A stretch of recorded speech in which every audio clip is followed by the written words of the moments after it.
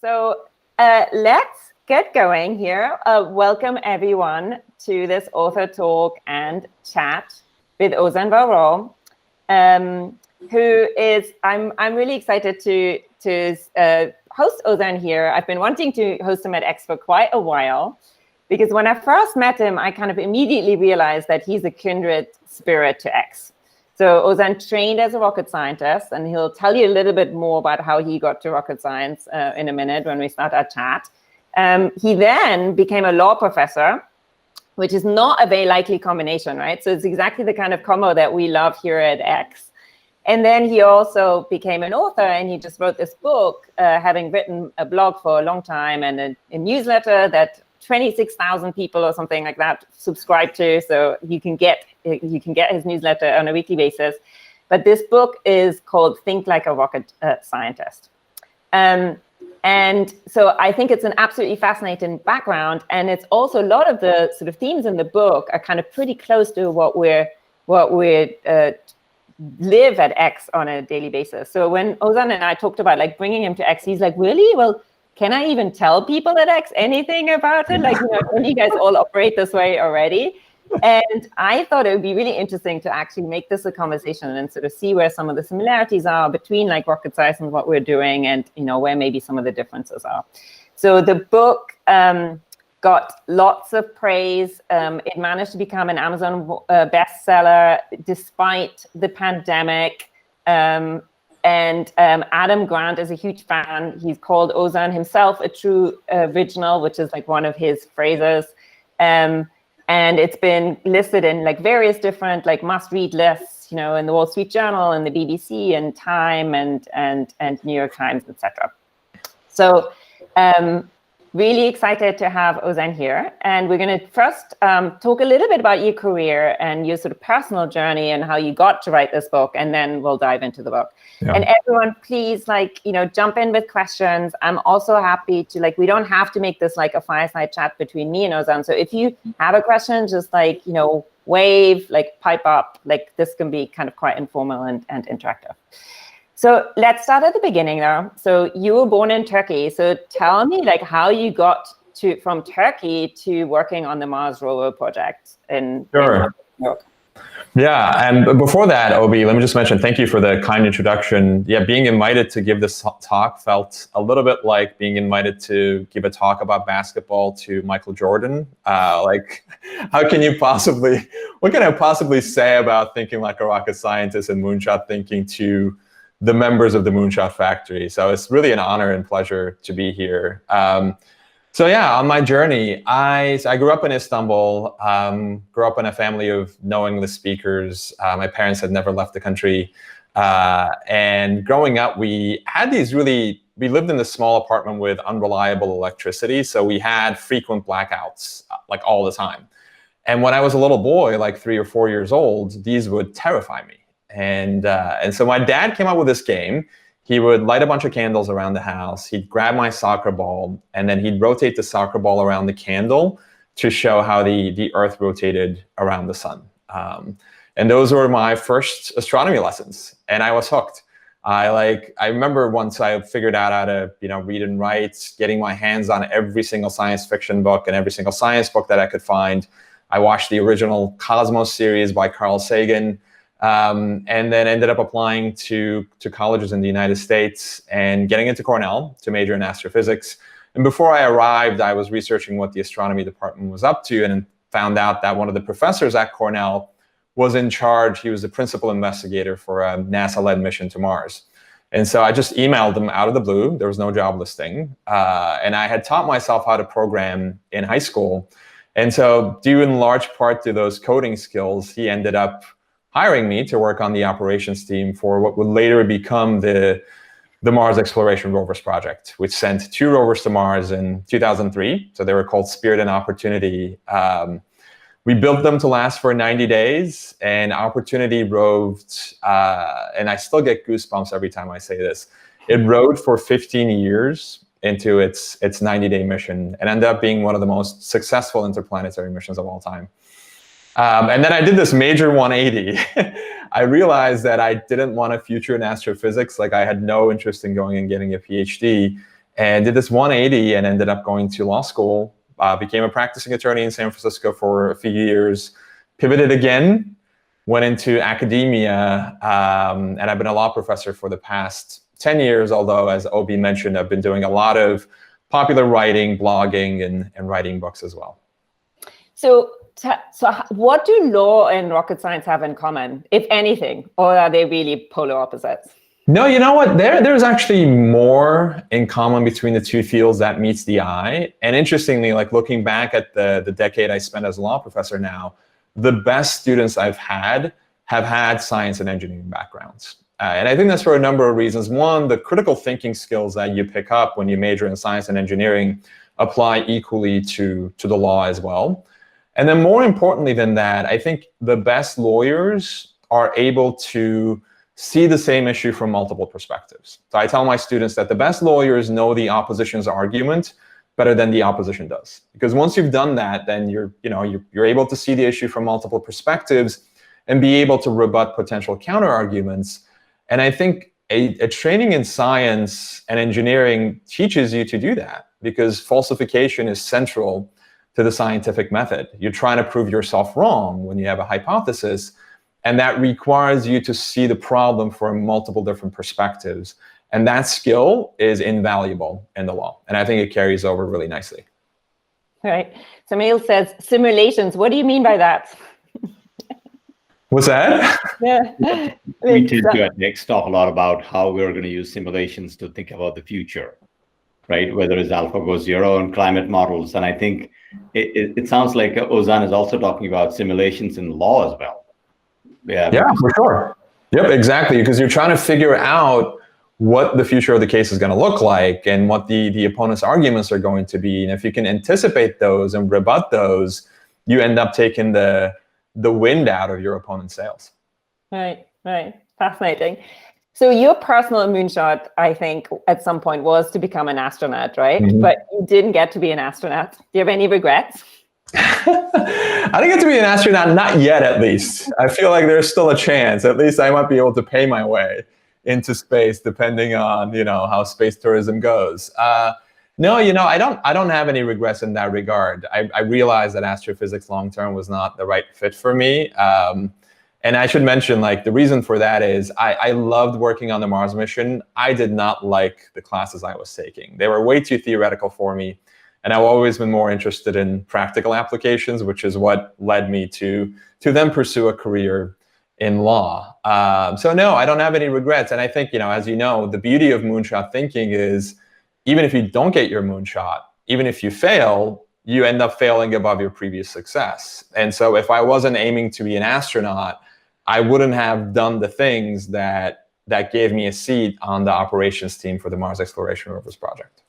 Right. Yeah, that's great. So that's what you would tell your younger self. It's still aim to be an astronaut. Wonderful. Totally. Okay. So one of the things you said to me in the past is that you use boredom as a signal when you make choices in your career. Yeah. And so you've had these sort of big breaks in your career. And this year is another year where for many of us, this is a sort of break, right? Where we're kind of reconsidering everything. So tell us more about that. What do you mean by using boredom as a signal? And how do you use it? So people find it really weird that I've made these really significant pivots. And I don't find that weird. I think for me, it's a way of living multiple lives in this one. And the times when I feel like I need to pivot is when I start getting bored with something. So when I start learning and growing, and this happened this year with the pandemic. So I mentioned I've been a law professor for 10 years now, and I made the decision this year to leave academia. So this will be my final year as a law professor. And a lot of my colleagues think I'm out of my mind because I have a tenured professorship. It's as recession-proof, as pandemic-proof a career can get. At the same time, though, I've been teaching the same classes for 10 years now. And I've been speaking to the same people in my subspecialty field of comparative constitutional law for 10 years. And it's just not as much fun as it used to be. I'm getting bored and I'm not learning and growing. And I'd rather give up my seat to a younger professor who is far more excited about the field than I am.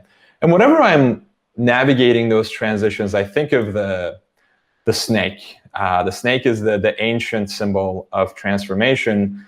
And the way that a snake grows is that its insides literally outgrow its outsides, and the skin doesn't grow with the snake itself. And so to be able to grow, the snake has to shed old skin for the new skin to emerge. And it's a really uncomfortable process. The snake scratches and itches and has to crawl out of this old skin. And if it can't do that, it dies. But if it does, then this new vibrant skin emerges. And so I think about the snake a lot in those moments of like, you know, this old skin has served me well for a period of time. I learned a lot from it, but now it's time to shed that old skin and put out a new one and just let go of what was great in the past for something new to emerge. Mm-hmm. Mm-hmm.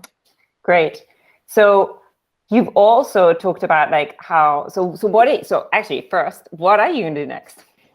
Yeah, so I want to keep doing writing. I really enjoyed writing Think Like a Rocket Scientist. So just sold the proposal for my next book. I'm not allowed to talk about it publicly yet because we haven't signed the paperwork officially. So I'm really excited to start writing my next book. I've also really enjoyed doing talks like this, doing keynote speaking to various different audiences. And I'm going to keep doing both of those things and just leaving more room for serendipity in my life and learning about different fields. That's where I like get my best ideas, is to pick up a book about World War II or pick up a book about evolution and read about it and start connecting these dots and seeing similarities between dissimilar fields. And with my day job, there wasn't a lot of room for that. And so I'm excited to go back to doing that. Okay. So I guess maybe we can start pivoting to towards the book, right? This year, I think of all years, was like the example where like setting goals just didn't work out for people, right? So you were supposed to publish the book. You were publishing the book in the spring.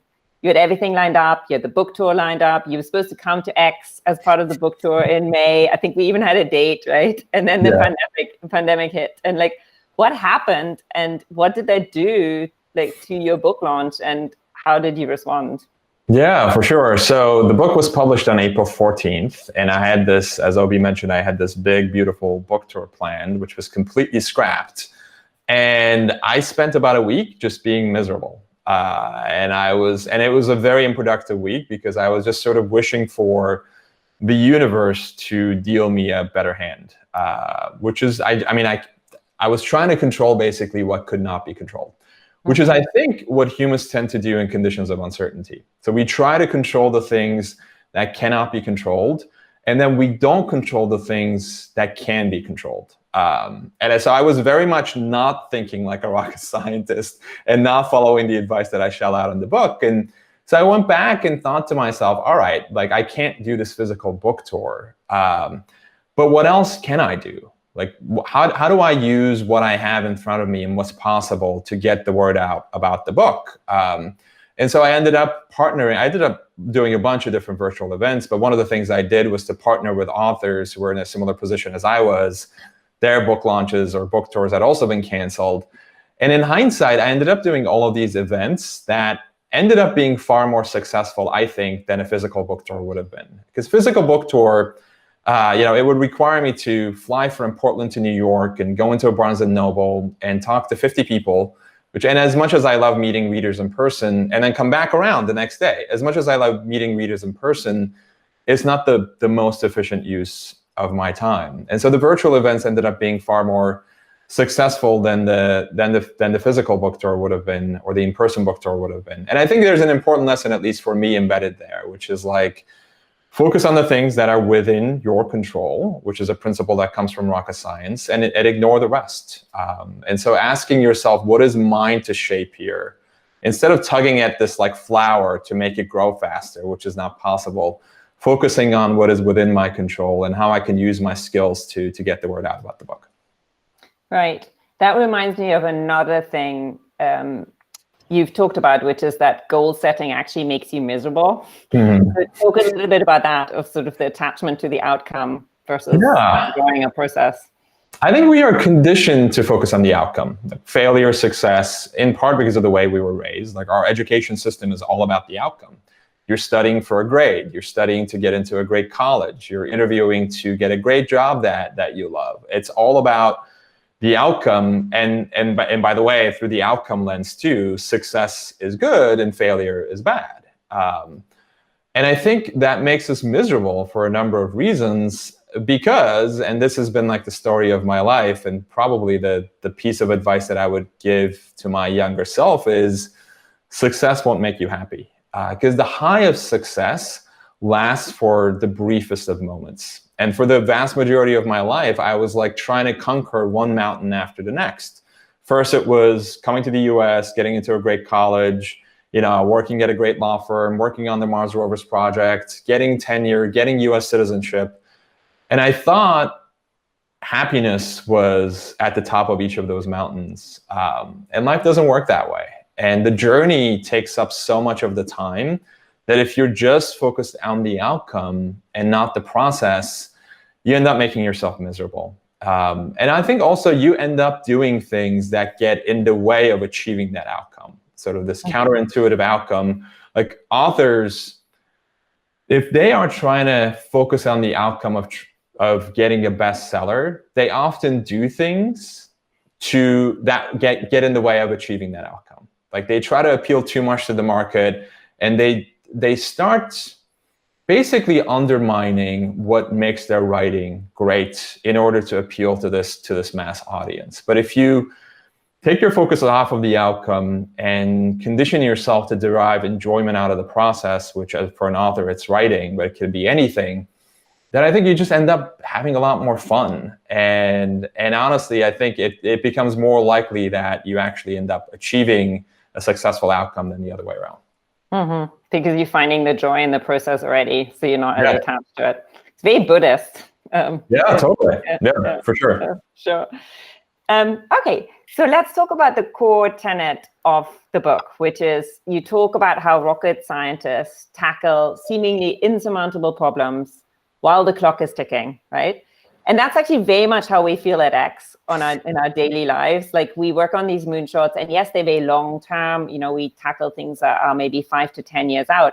But I think you talk to any of the teams here, every quarter or every month or every year, we still feel very much like the clock is ticking. We have to get stuff done. So what can we learn from rocket scientists in that situation? Yeah, so I talk about a number of principles in the book, and I'll just mention one or two of them here, and I'd be happy to answer questions too from the audience to the extent you have any. But one of the principles is called test as you fly, fly as you test. I actually devote an entire chapter to this.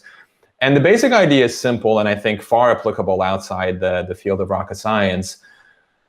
The goal when you're conducting experiments in rocket science is to make the test as identical as possible to the flight itself. So you test as you fly, you test similar to how you fly, and then when you're flying, the flight conditions have to be similar to the conditions in which you tested whatever spacecraft you might be operating. Because any disconnect between the flight and the test can cause catastrophe in an instrument as complicated as a rocket. And so you subject the components of the spacecraft to the very same conditions that they're going to experience in flight to the extent possible to find their breaking point, to determine exactly what's going to happen to them.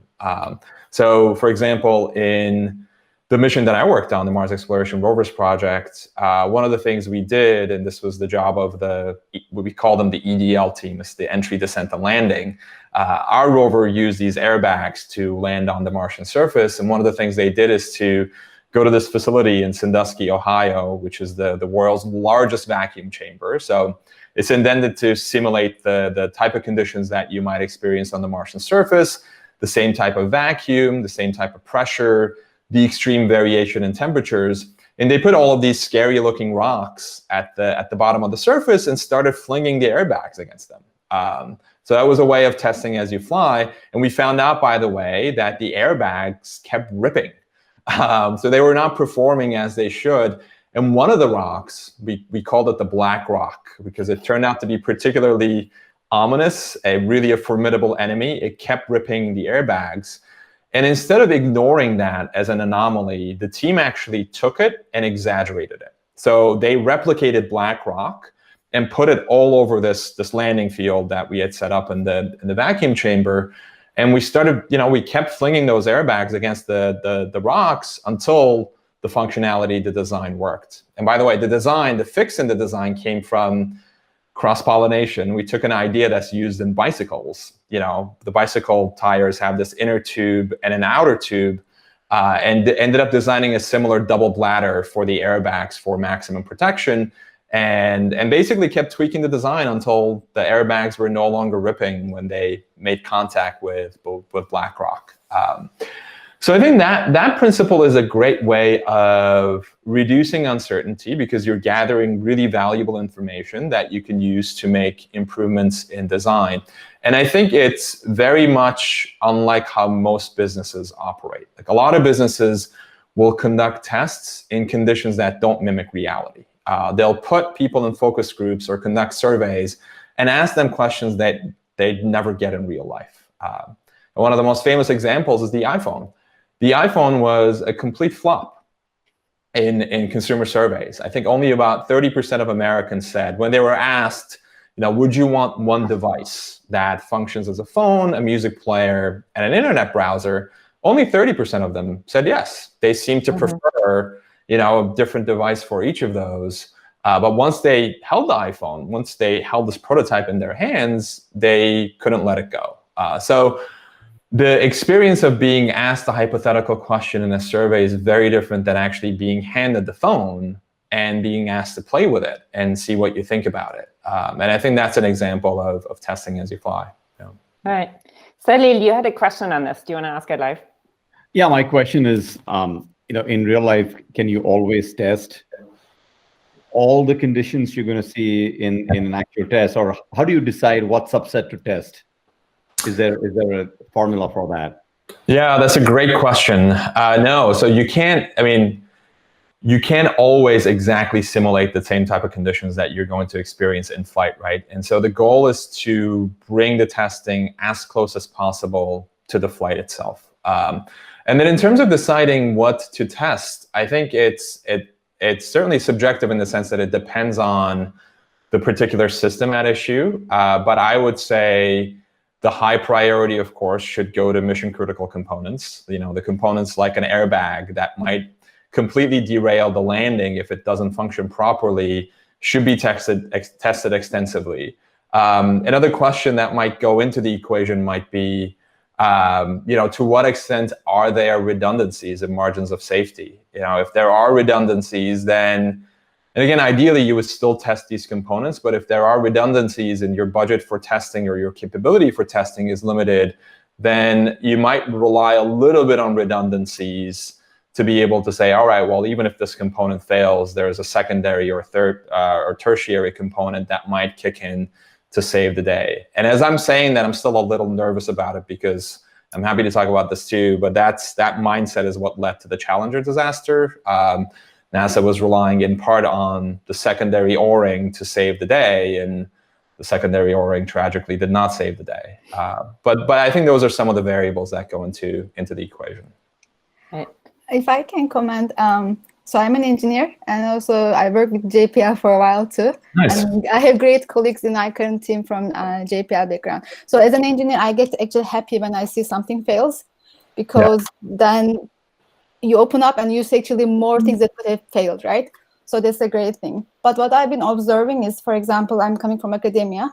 So like recently, there are no publications in my field at least that publish bad results.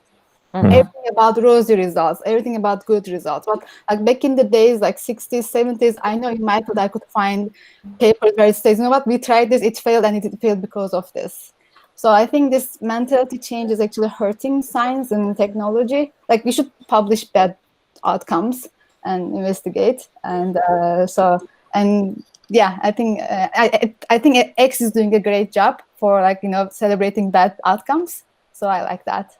Yeah, that's a really good point. I'm on the board of Springer Nature, who publishes Nature in 3,000 academic journals, and it's a super big debate in academic publishing, and it's a sort of it's you advance your academic career because you publish papers in highly rated journals, and then the highly rated journals look for novelty and good results rather than repeating, like confirming something somebody else has published already or publishing a null result. So I think it's like the system would need like massive systemic change, both on the publisher side as well as in academia, right? How academic careers work, to change that.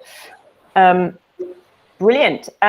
Talk about, like, there's another principle you talk about that I really like, which is this kind of weird composition of idealism and pragmatism. Mm-hmm. So at X, we sometimes talk about being responsibly irresponsible or irresponsibly responsible. I can never remember which way it goes, but it's sort of another one of the seeming tensions. So tell us how you think about combining idealism and pragmatism.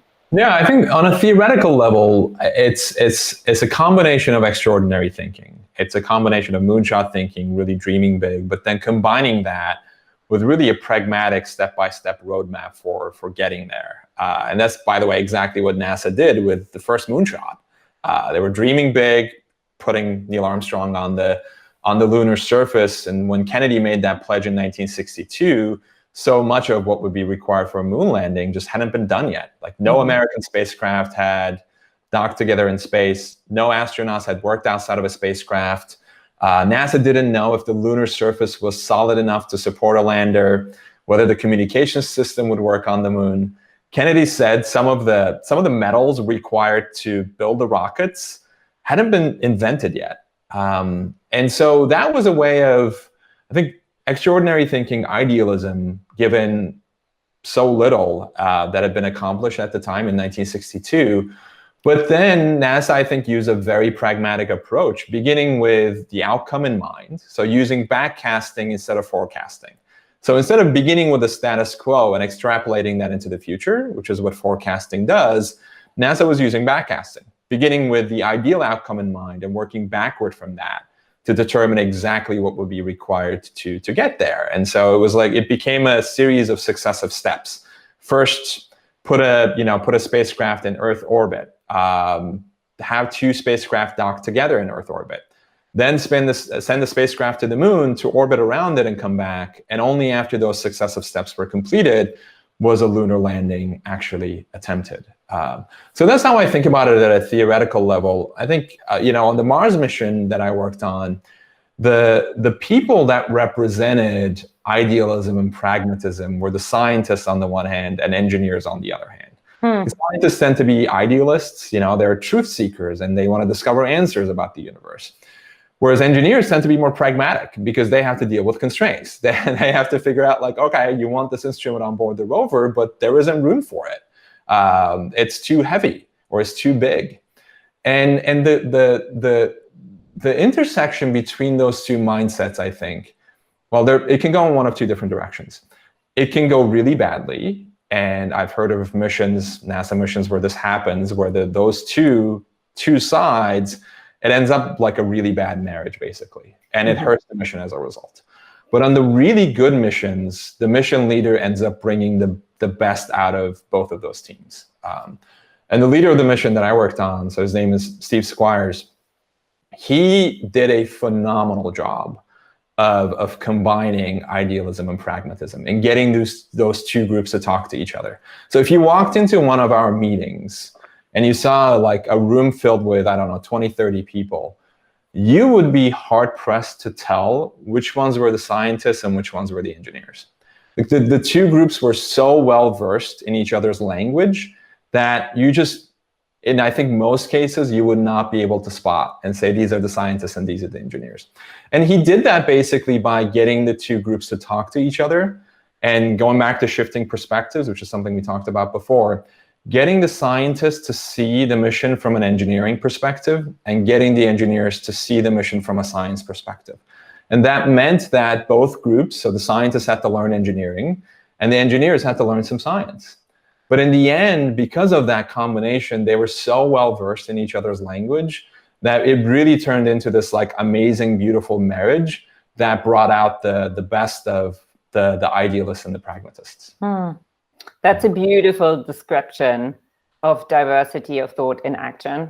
of having these like very different mindsets that clash. And I was smiling because on my last project, I had neuroscientists, machine learning researchers, software engineers who were super pragmatic, a product manager with a medtech background who knew about clinical studies. And in the beginning, we had exactly this conflict where everyone kept saying, like, I don't understand. Nobody understands my point of view. Everyone thinks that, their point of view is the right. And in the end, it sort of came together. And it's only when you have that empathy of putting yourself into the other person's shoes and trying to see the world from their point of view that you realize there's not really a right or wrong. There's just a different context and a different mindset. Yep, absolutely. I think it's a beautiful description. I think our problem is that sometimes we have to marry more than 2 points of view, so then it gets like a more complicated matrix. For sure. Brilliant. So another part that I really like in the book is that you talk about asking better questions instead of just fighting for what you think is right. So you told me the story of Dan Golden and the 2 Rovers. So tell us that story, because I think I think we have this conception that breakthroughs begin with a smart answer, but I think breakthroughs tend to begin with a smart question. And one of the smartest questions that I've heard anybody ask came from Dan Golden, who was the administrator of NASA at the time when I was working on the Mars Exploration Rovers project. So at the time, so in 1999 is when I started working on the mission. Our goal was to send 1 rover to Mars.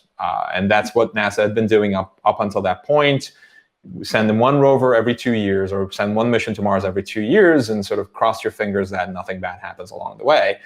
And when I first started working on the project, I think something like 3 out of 4 missions to Mars had failed.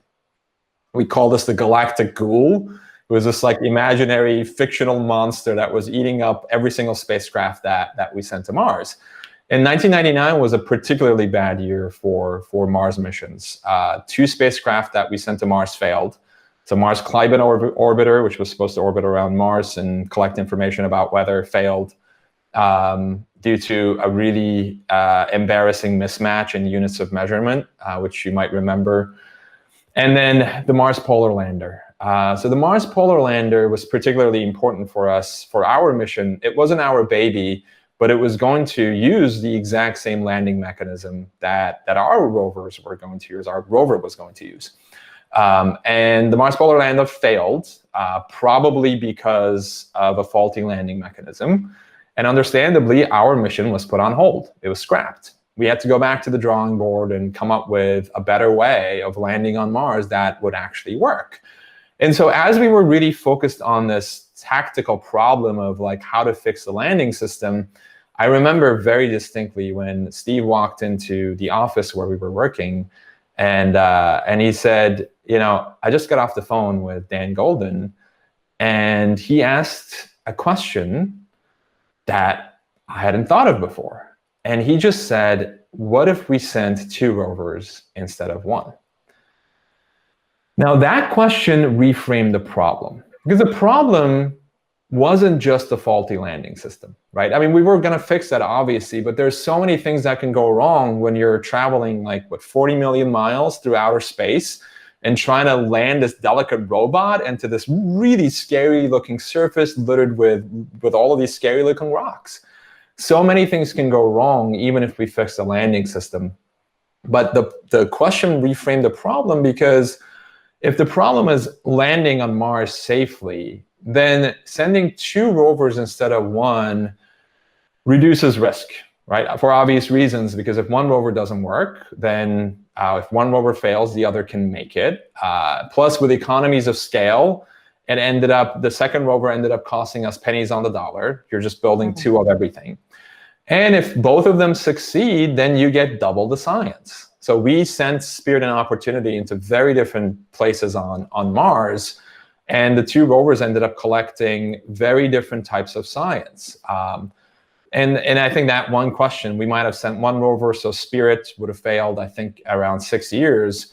But Opportunity, as I mentioned, ended up going for 15 years, all because someone was willing to step back and ask a question that no one had thought of asking before. Right. which was actually quite a naive question and a very vulnerable question, Yeah. right? And it was maybe because he was the boss that he was able to like be fully like ask the stupid question that nobody in the team like dared to ask, right? I think that's absolutely right. Like outsiders, because he was somewhat of an outsider, he was not stuck in the weeds as we were. Outsiders have a way of asking those, as you said, Obi, dumb questions that are not dumb at all, that go to like some fundamental assumption that everybody in the room is taking for granted. And then they're like, oh my God, yeah, why are we not sending 2 rovers instead of 1? Like, why is no one thought of that before? So I think expertise is really valuable, but experts should not work in isolation. I think amateurs, and this is one of the reasons why I love teaching for 10 years, and I still do teaching and keynote speeches and whatnot. They tend to ask questions that the experts miss, and a lot of the gate crashers, and I think modern industries tend to be outsiders to the industry that they ended up disrupting. So like Elon Musk was an outsider to the space industry. He learned rocket science by reading textbooks, and he was able to spot a lot of these deeply flawed assumptions that the insiders were taking for granted. Reed Hastings was, I think he was a computer programmer when he founded Netflix and saw all of these outdated assumptions that the video rental industry was operating under. So I think, and this doesn't have to mean like an expensive consultant. It can be as simple as asking someone at X, for example, who's working on a different project to come in and let them ask the types of dumb questions to you that will often lead to breakthroughs. Or maybe we can retrain ourselves to ask more dumb questions. Like I feel like exactly. We're very privileged at X that we're surrounded by so many smart people, but it sometimes makes us very tempted to ask questions that make ourselves look clever, as opposed to just asking the obvious like dumb question. Which is also like the other part that I'm hearing in your story is like that you're switching the default from convincing others that you're right to convincing ourselves that we're wrong. Right? Yeah, for sure. I mean, that way of thinking is so central to the scientific method. It's like, nothing in science is proven right. It's simply proven not wrong. And the way that you prove something not wrong is by coming up with a falsifiable hypothesis and beating the crap out of it. And you do that to your own hypotheses, and then you share your results, the good and the bad, hopefully, and then you let other scientists also try to beat the crap out of your own hypothesis. And so the goal really should be to find what's right and not to be right. But we are so conditioned, and sometimes the incentives at different business environments line up this way. The people who ask the questions that sound brilliant, on the people who jump to answers right away are rewarded. I think when you set up an environment like that, where the incentives are misaligned with falsification, then I think you end up producing, somewhat of a disaster, because then it becomes a popularity contest. Like one of the examples in research studies I cite in the book, which I think relates to this mindset, is most brainstorming sessions don't work, because you put people in a room to brainstorm ideas, and what happens is the conversation gets dominated by, like, say, 2 really vocal people. Everybody's sort of jumping on top of each other to be able to deliver the smartest answer really quickly, and it doesn't work as well. The best research shows the best way to do brainstorming is to let people begin with isolated reflection first. So let people run wild with their own ideas. Now, you can anonymize the responses before they're shared with the group. I think that's another way of sort of reducing the threshold to sharing those dumb questions. So giving people psychological safety to actually step up and ask dumb questions that they may not otherwise ask. And then bringing those answers into the brainstorming session. But it's that movement between those 2 states of isolated reflection and then group interaction and back to isolated reflection that tends to bring out the creative best from people. Because you don't always, when you're put in a brainstorming room and you have this wild idea or seemingly dumb question, you don't want to necessarily share that immediately with the group without having thought through like the best way to ask that question yourself. And so setting up, like I call it, brain writing first and then brainstorming as part of a group setting tends to work a lot better. I guess it also goes to personal styles, and some people might be more introverted. Yeah, exactly. I think it's really interesting as we've switched to mostly virtual meetings that some people are much more comfortable, for instance, jumping in with thoughts in the chat as opposed to like interjecting into the meeting, right? So it's like we've opened up this whole new second channel. You know, I saw the same dynamic with the students I teach too. I think the introverted, because I teach these big classes, like 100-person classes, the introverts tend to be a lot more reluctant about raising their hands and speaking in such a big classroom. But when you put them in a Zoom room, it just reduces the threshold for them to share. So engagement actually went up in my classes after we switched to a virtual format. That's so interesting. Okay, so the last thing I want to talk about is something you've already touched on, which is this idea of like learning fast. So when I came from Silicon Valley, from Europe to Silicon Valley, everyone was talking about failing fast. And I thought it was such a weird concept because, of course, nobody here aims to fail fast either, right? Like everybody aims for success. And all the startups talk about how successful they are, and all the venture capitalists talk about how successful the startups that they're funding are, et cetera. So at X, like one of the things that we found helped was when we reframe it from the sort of failing to the learning really fast. So learning fast has definitely been one of our mantras. And I would say we might be a bit better at this than other companies, but we still struggle with it. So we would love your tips for how do we best learn from our mistakes, and how do we create these conditions for learning from failure? Yeah, so a number of ideas come to mind, but interestingly, you know, when I get that question, when I give other keynotes, I always give the example of Foghorn, which is an X project, right? And oh, that's so funny. Yeah, that was one of my projects. I love that project. And do you want me to share some background about it? Because I don't know. I want to hear how you tell the story. Absolutely. Oh, sure. Okay, so Foghorn this is the way I tell it. So Foghorn was a project intended to take out carbon dioxide from seawater and convert it into liquid fuel, basically. And the technology was really promising. The science actually worked. But the economies didn't make sense because the process was basically expensive, more expensive, I should say, than gasoline, especially compared with like the declining prices of gasoline at the time. And so the team decided to kill their own project. And then the interesting part is, of course, the team was given a bonus for failing. And whenever I say that to other audiences, they're like, well, wait a minute. You know, I can sort of see them thinking like, okay, it's one thing to tolerate failure, but it's something else to actively reward it. But to me, there's genius in that incentive scheme. There's genius in that incentive scheme for two main reasons. One is the team did exactly what they were supposed to do. So the outcome may have been a failure, but the inputs, the process was great. They did exactly what they were supposed to do. And if you punish that team for failing, then you're not going to be able to get people to take intelligent risks. And second, by shutting down their own project, of course, the team freed up resources, money to be used on moonshots that have a better shot of landing. So that's how I tell the story. And I do think there is genius in that incentive scheme. So in addition to, and I've seen this mindset operate, at least for some projects at Amazon as well. So like the Amazon fire comes to mind. Failure. I mean, the company, I think, lost close to $200 million. This was the Amazon Fire phone. But one of the things that I read about is they were really good at rewarding the inputs. So rewarding the people who took the risks, who made the decisions that they were supposed to make, and also taking some of the technology that they used on the fire and applying it to other areas of the business. And I think that is one of the key ways to reduce the sting associated with failure. I think part of why failure hits us hard is because we think of it as a loss, right? Like I lost 2 years of my life working on this project, or we lost, you know, millions of dollars on this project that we ended up killing.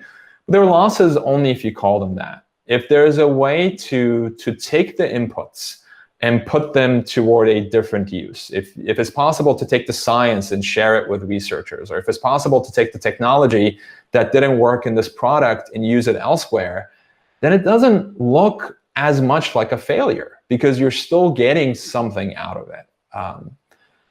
And then the other component is, and I do this with my own life as well, is to ask the exact same, to conduct a postmortem after both failure and success. So regardless of what the outcome is, conducting a postmortem and asking what went right with this and what went wrong with this. Because it's possible to do certain things right and still fail. And on the flip side of that, it's possible to do certain things wrong and still succeed. And I think asking those questions after both failure and success is a way of taking the focus off of the outcome and reorienting yourself toward the process. And I'll mention one more thing, which I actually devoted an entire chapter to in the book, is we fear failure, but we don't fear success as much as we should. I think success, and there's so many examples of this, leads to complacency. Success as a way of boosting egos and creating or adding to the status quo bias. Because when we think we made it, when we think we're in the lead, we assume that nothing can go wrong. We blame our success, or we attribute our success to our skills and genius, and don't recognize the role that luck and opportunity play in the process. So success tends as a way of leading really great people to think that they can't lose. And that mindset led to two of the greatest tragedies in rocket science, the Challenger and Columbia space shuttle disasters. The technical flaw in those disasters was very different, but the underlying cultural flaw, I think, was identical. And with the Challenger, one of the O-rings, or actually both of the O-rings, failed. And O-rings, these are like flexible rubber bands that seal the solid rocket booster joints. They had a tendency to turn brittle and not be able to perform their function in cold weather. And on the morning of Challenger's launch, the temperatures at Cape Canaveral were uncharacteristically cold.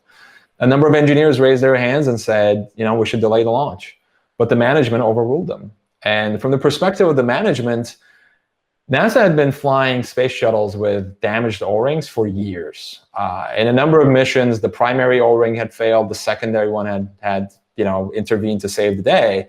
And so from the management's perspective, it was like, well, look, the primary O-ring failed in previous missions as well. But as long as we do what we did yesterday, as long as we follow the same process that led to success on those previous missions, nothing bad can happen. The same thing happened with Columbia. In Columbia, the technical flaw was completely different. During liftoff, this large piece of foam separated from the shuttle and struck the shuttle's insulation, which is responsible for protecting the shuttle from the heat of reentry.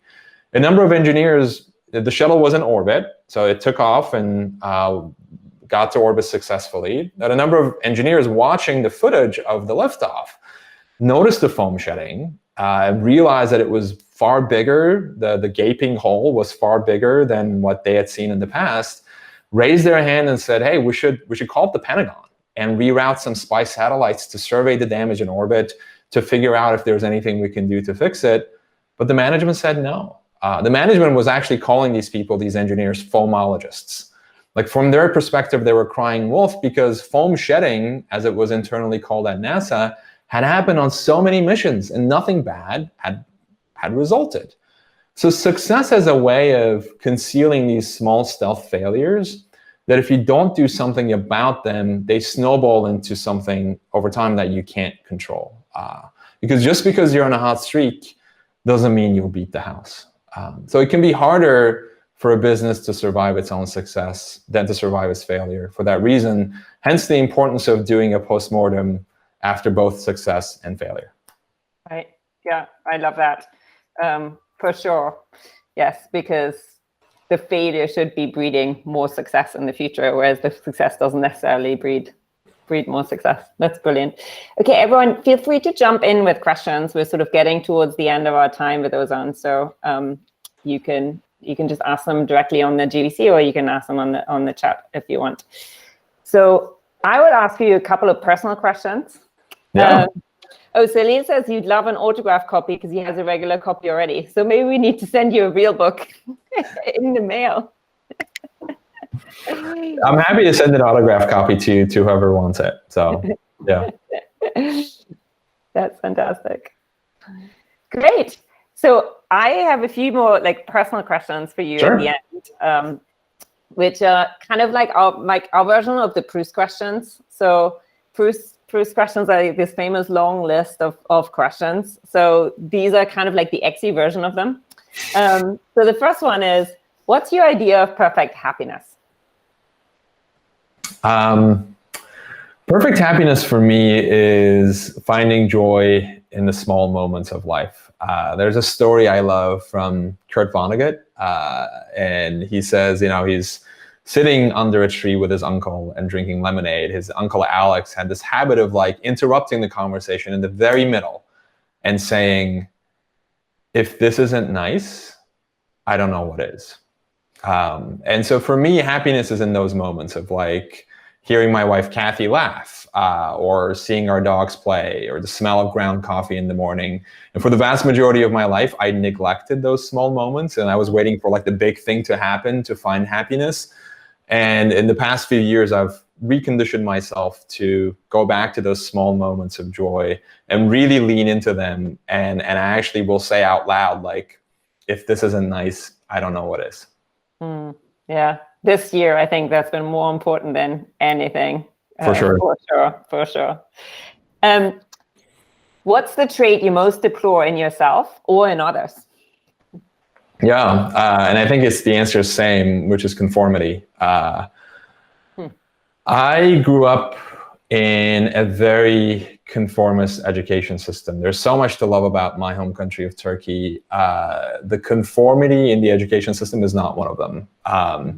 And just to give an example, like my primary school teacher, each student was assigned a number when they started primary school, and our teacher would call us by that number instead of our name. So like I wasn't Ozan, I was 154. So there's a way of like stripping individuality and making people conform to this ideal. And to this day, I still have to fight the tendency to crawl back into my conformist skin. So a lot of my writing ends up being self-therapy. I mean, my newsletter is called The Weekly Contrarian, and I write about and talk about reimagining the status quo. And a lot of it, honestly, is self-therapy, because when I see that instinct in myself, and it's such an innate instinct, even if you weren't subjected to a conformist education culture. It's so, I mean, like thousands of years ago, conformity was essential to our survival. But when we bring that into the real world, then we just do what we did yesterday. The status quo ends up sticking even when there is no good reason for it. The like we've always done it mindset ends up overcrowding the brilliant ideas that might be lurking beneath. And so I think that's one trait that I don't like seeing in myself and in other people. And it's so true. We all have to unlearn it. I sometimes think like when we come to X, like we definitely had to unlearn some of those things that either the education system or some sort of part of growing up had instilled on us, right? Because kids, like young kids, live in the moment. They fail all the time and just try again and so on. So sometimes it feels like we just need to get back to that toddler state, maybe minus the tantrums. Like when you first learn how to walk, no one said like, you better be really careful about how do you take that first step, because you just get one try and that's it. You learn by failing all the time, by repeatedly falling, and by learning how not to fall, you learn how to walk. But unfortunately, things change once we enter the education system and grow up. Yeah, for sure. So who or what do you turn to for inspiration? I think I already sort of answered that, but it's the idea that I mentioned before of cross-pollination. And so one of the things that I try to do is to be very intentional about asking myself, what am I curious about? And what do I want to learn about? So instead of like reading the books on the bestseller list, or instead of reading the books that everybody else is talking about, I try to go out of my way to find books in like some corner of an indie bookstore somewhere, which unfortunately isn't possible with the pandemic, but that was one of my favorite pastimes. I would walk the shelves and just pick out random books whose titles looked interesting to me, flip to a random page and start reading. And that was a way of introducing play into what I was doing. And it's funny, so many of the examples in Think Like a Rocket Scientist came from those random moments of discovery, those like random moments of serendipity where you just pick up a book that looks interesting to you and you flip to a random page and find this amazing insight.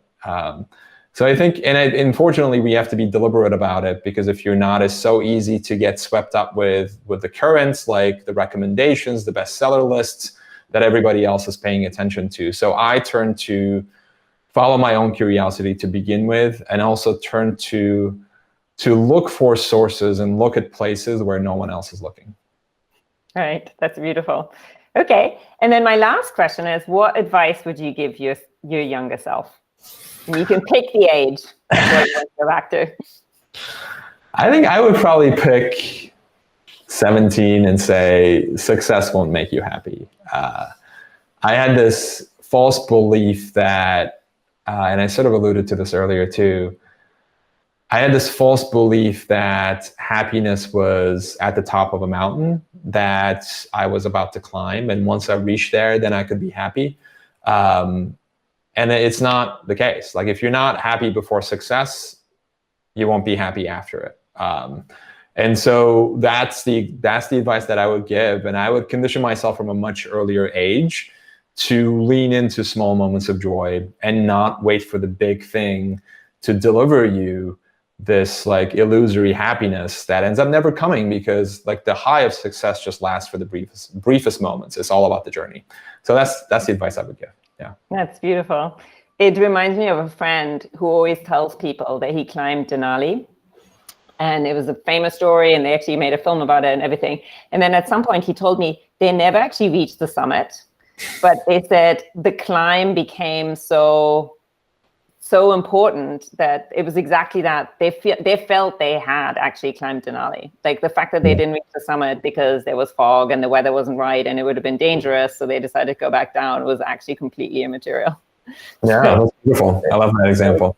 It's in being in the journey. You can still feel like you actually climbed the mountain even if you don't reach the summit. That was wonderful. Thank you so much, Ozan. It's really great to have you with us, at least virtually. The only regret I have is that I can't now take you to the cafe for lunch, which is what we normally would be doing at this point with a smaller group to just continue the conversation. But maybe we can do that at some point if and when our building reopens. So thank you so much. And thanks everyone for joining. Thank you. Bye, everybody. Bye-bye.